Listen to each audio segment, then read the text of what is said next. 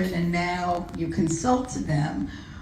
What are some of the things that you think organizations really need to have in place to develop their DEI and B strategies? So that's such a great question. Some of the things that I think they need to have in place is, first and foremost, is number one, the commitment. So, a lot of times organizations, they'll say it, but when it's committed in their mission and values, that's what makes it really more like a change agent. Simply because every organization, especially at the senior level executive, they have what you may call, some may call execution priorities, some may call KPIs. But they have those developed and they flow down to the departments all the way down to the frontline managers. And the reason why that's important is we all know that frontline managers are the ones that have the boots on the ground.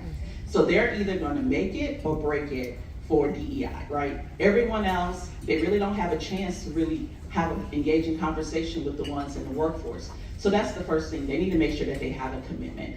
The second thing is they want to make sure that they have a comprehensive plan. How do they plan on implementing this? What does it look like?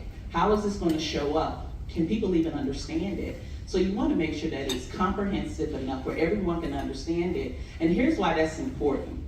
Because we know that every year you do reviews, right? You do performance reviews.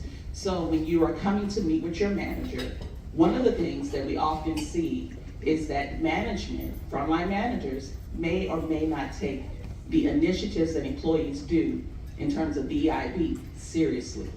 So they get no credit for it, even though the executive staff is advocating for this. So we want to make sure there's a comprehensive plan and buy-in with stakeholders so that we're all in agreement with it, yes?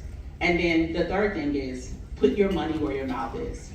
Give us the resources, hire a chief diversity officer, hire people who can come in and not just change, not just do training, but really do a fundamental mindset shift. The workforce is evolving and it is changing. It is not going to go back to the way it was. So they really need to make sure that they're putting their money where the mouth is, yes? And then the last thing above all, measurement metrics. Go back, reassess, get metrics so that you can tell if you are progressing or regressing.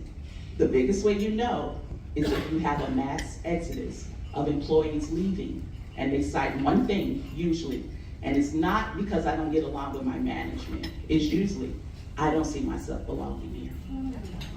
Thank you. Thank you. Kimberly.